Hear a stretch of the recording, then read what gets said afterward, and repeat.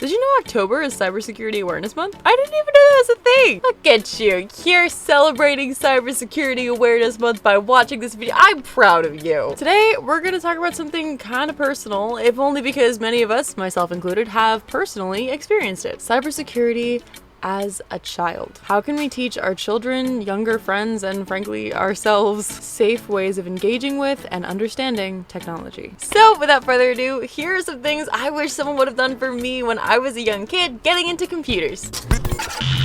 Technology can be an incredible source of inspiration, innovation, and connection. If you follow me, you're probably personally familiar with some of the amazing things technology can do. I can render images and animation sequences in hours that would have taken years with previous techniques. I can send messages, video, and voice chat with my loved ones around the world anytime I want to. If there's ever any information or data that I need, all I have to do is take this brick out of my pocket, tap it the right way, and it's there. I can teach myself anything I set my mind to with just a little finger rain dance. These technologies are inspirational and they've opened our world immensely, but being more open also means we're more exposed. Technology is only going to become more integrated with our lives, and that can be intimidating, especially if you have young children or are young yourself and are concerned with how technology is going to shape your life. So I want to talk about this from two angles. One, your kids are better with a computer than you.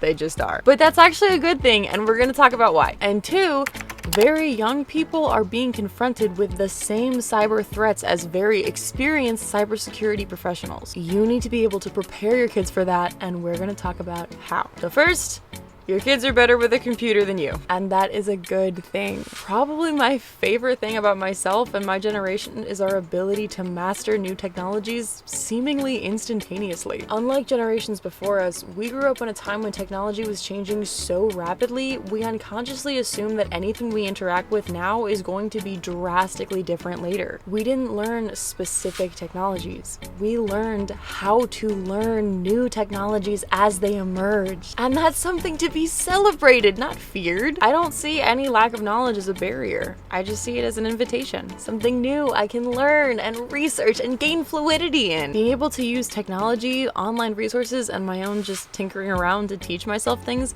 has gotten me literally many of my favorite parts of my life. And yet, as a parent, when you see the risks technology poses to your kid, especially when you feel like you don't understand it as well as they do, it can be frightening to see them getting integrated with it, starting to do things that don't make sense to you. Maybe even if they're like me, starting to exploit and take apart the technologies. But listen, those behaviors actually mean they have serious potential. If you don't feel like you can communicate with the devices, it's more important that you communicate with your child when they're very young and first being exposed. It is your responsibility to lay out for them how to be safe and responsible with technology. And we'll talk about exactly what that looks like in a few minutes. But once they're older, gaining fluidity and dexterity, you demonstrating that you respect their skills and that you're impressed by them, take it from me, that goes a really long way. I've seen too many talented young kids get interested in hacking, mess up, and do something that they shouldn't, usually without even knowing how bad it was, and get punished or thrown in like special penal schools, basically chucked down the school to prison pipeline for being bad kids, when actually what they are is incredibly talented but not given a productive outlet for those talents. If your kid is skilled in computers, that bodes so well for their opportunities later in life. Kids like that are creative, they're problem solvers, they're so very smart, and being that smart means you spend a lot of time feeling not understood. So make it clear how cool you think their skills are and establish yourself as their support. Ask them these questions. How many hours a day do you want to spend on the computer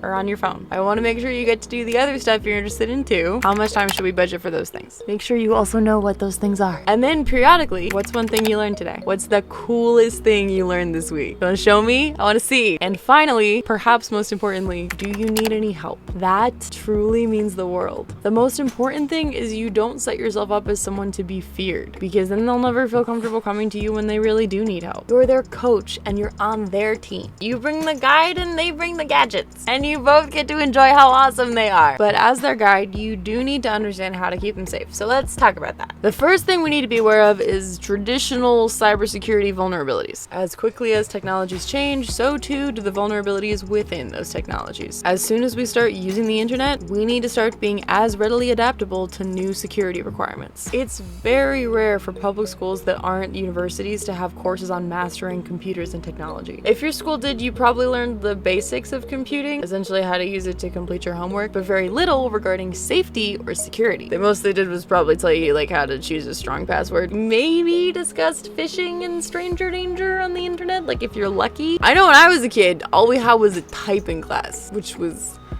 really boring if you already knew what you were doing. Like we were always better than the teachers and we're like doing other stuff on the machines they gave us, like without them knowing, and I'm not gonna say it didn't teach me anything. It didn't teach me what they were trying to teach me. But see, this is my point. This is why being on the same team is really important. If the teachers were able to communicate with us, like to survey what we already knew, and then from there what we were interested in learning and what we were interested in sharing with them and teaching each other, then we might have all been able to come to a more productive agreement on how to spend that very long block of class. But I digress. As a parent, with anything electronic that relates to your child's information, you are going to need to become doubly vigilant. What I'm about to say goes for you as well, but just remember, anytime you enter a username, an email address, a password, a payment information, an address, anything like that, all of that stuff is getting saved on a server owned by the application or website that you are sending it to. So what you are doing is trusting the security team for that website or application with the sensitive data about you and your child that you just uploaded. You need to remember that companies like that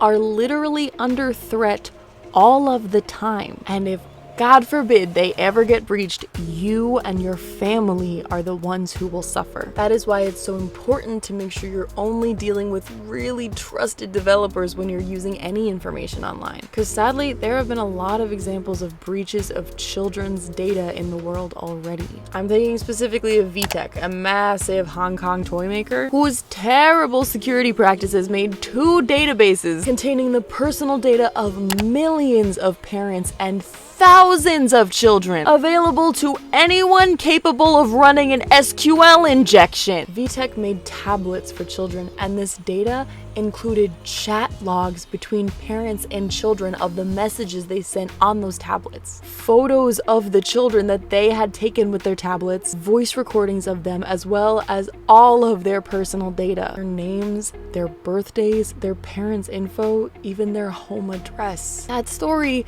is terrifying and infuriating. The fact that VTech was so flippant with the sensitive data of millions of parents and children is despicable, and it's what motivated the grey-eyed hacker who discovered the vulnerability to out the company to the world. But unfortunately, it's all too common. Many of these companies aren't motivated by security, they're motivated by profit. Often, they're more likely to gamble that no one will try to hack into them than invest in worthy security practices. These are the kinds of threats you need to be aware of and that you need to tell your kids about. Some really good practices to adopt for you and your family are as follows. 1.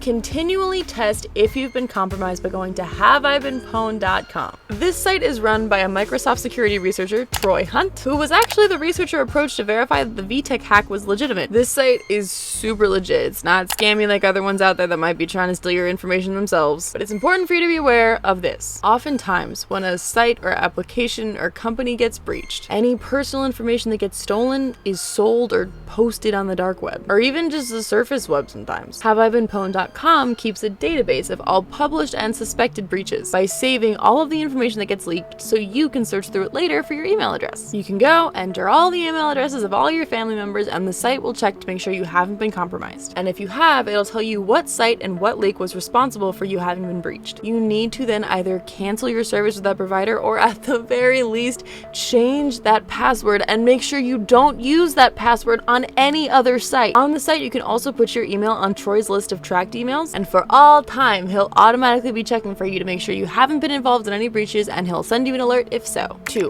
Make sure you teach your kids the importance of using a different password for every site. Because companies are always getting attacked, eventually some of these attempts will be successful. When hackers find a dump of people's emails and passwords from a site like this, a common thing they'll do is go to a different site that they can get money from, like PayPal or Venmo. They'll try to log in with those same email and password combinations, even if the breach was from a completely different site, because many people reuse the same password everywhere. A breach in one location, no matter how seemingly inconsequential, can mean a breach on every account they use. Like, you don't want someone stealing all the money in your bank account just because like some magazine that you subscribe to has really crappy security. People's email accounts, social media accounts, bank accounts can be compromised this way. So make sure you have a different password for every site you use, and you're only creating accounts on sites that have a robust security team and a good, honest alert system for when they do get breached. 3, make sure you teach your kids the importance of two-factor authentication and use it yourself on every site that you can. Like I said, because these sites are constantly under siege, some of these attempts will be successful, and you need to make it as difficult as possible for others of your accounts to be compromised just because of one insecure company. There are tons of options for two-factor authentication. I actually have an entire other video about it, which I will link in the description below, but a lot of kids kind of just see it as like an annoying thing that their school might force them to do. Explain how actually it's a super great way to really frustrate the bad guys who are trying to break into their social media or gaming accounts. A lot of kids that I know are really into hacking each other's Xbox accounts, for example. Show them that episode of Mr. Robot where, spoilers, where they need to intercept the MFA code to complete their hack. The look on Elliot's face when confronted with the need to beat MFA on all of his targets will show them just how powerful of a tool it is. I mean, he does eventually beat it, but I mean, he's Elliot, he's the exception.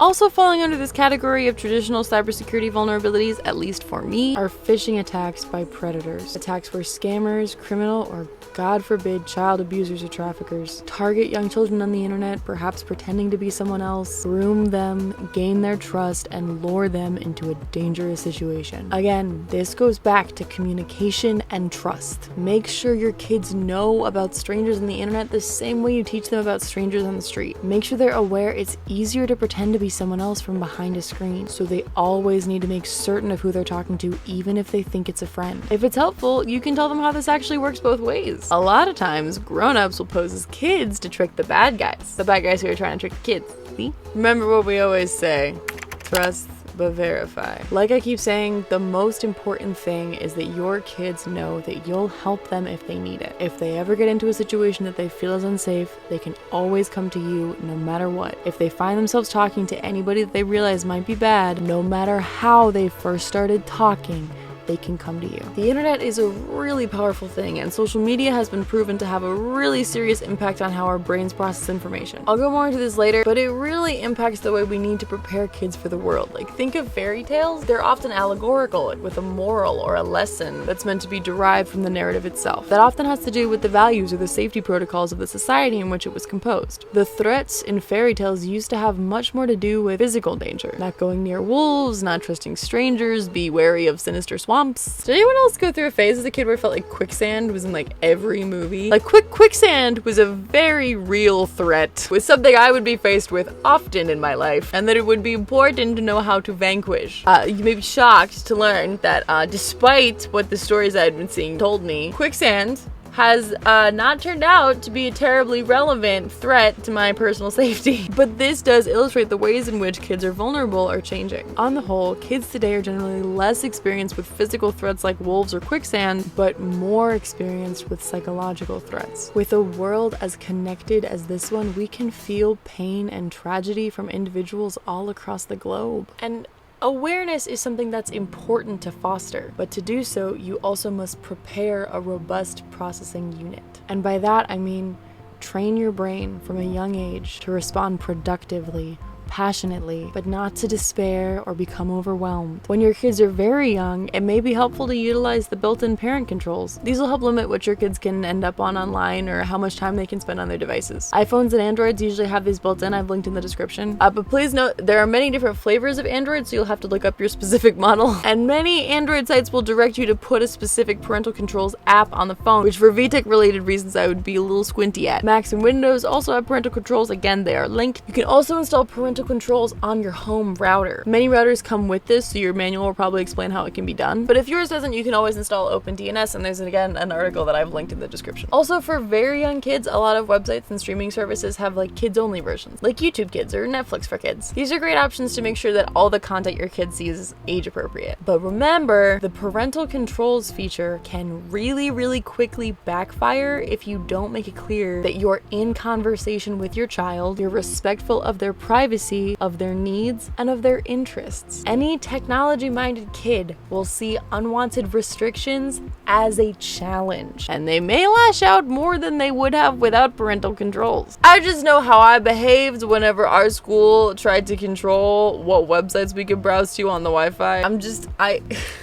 My parents are heroes. Just don't be like me! No amount of protective software services could ever rival the power of a well-informed kid who's been given the education and autonomy they need to understand cyber threats, to have really good instincts about how to protect themselves, and to know who to contact, you, coach, when they detect a threat. As much as you can, I really recommend education and communication, i.e. trust, over imposed control. It'll not only benefit your relationship, but also your kid. The second thing you need to be aware of is much more insidious, and you've probably experienced it yourself. The effects of technology and social media on our minds and behavior. Honestly, The Social Dilemma on Netflix does a really great job of illustrating this issue. It has some great interviews with the heads of the biggest Silicon Valley companies to discuss it, so I highly recommend it. The attempts at reenactments with all the actors playing a family and that one guy from Mad Men playing the algorithm itself are a little cheesy, but I get the motivation, and you can just skip through them if you think that they're weird. But as they say in the documentary, humans are social creatures. It's an evolutionary advantage for us to care what the pack seeks of us and to seek their approval so we don't get cast out. But our brains were not made to be able to comprehend the approval of 1,000, 10,000, 100,000 people, which is what we have now with access to social media. Our devices were designed by very smart people with the goal of getting them to be better and better at getting our attention, because our attention is, far more often than not, what is being sold. They are as addictive as slot machines and designed to be so. Studies show that we're growing up more anxious, more depressed, and less inclined to take risks, which makes sense in a system where we order sex the same way we order pizza, where we use public social media posts to have private conversations, where the specific app or protocol we use to communicate with someone can in itself be a form of communication. As I've been saying, screen time doesn't have to be a bad thing. It can be productive and instructive and really positive. An aptitude for computers is something to get excited about, not fear and quash. And technology doesn't have to be something that divides you from your kids. It's actually a great opportunity to connect with them and practice communicating and negotiating boundaries and routines. Resisting change is, well, futile, but investing in family, that's unstoppable. Y'all know by now, but this video was made in partnership with Grizzly Information Security Solutions. They're my safety coach. And if you came from TikTok or the Discord server, this special hello is for you. I love y'all. Stay safe. Till next time. I leave my window open, pretend you'll come inside. Can't fix what isn't broken, can't miss what isn't mine. I drive around the city so I don't go. Did you know October?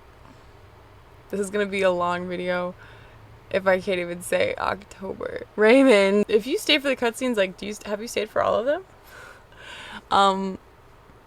Because that's cool. I would love to know if you've done that.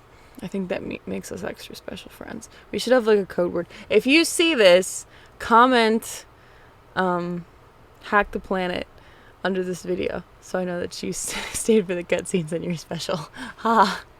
Okay, cool.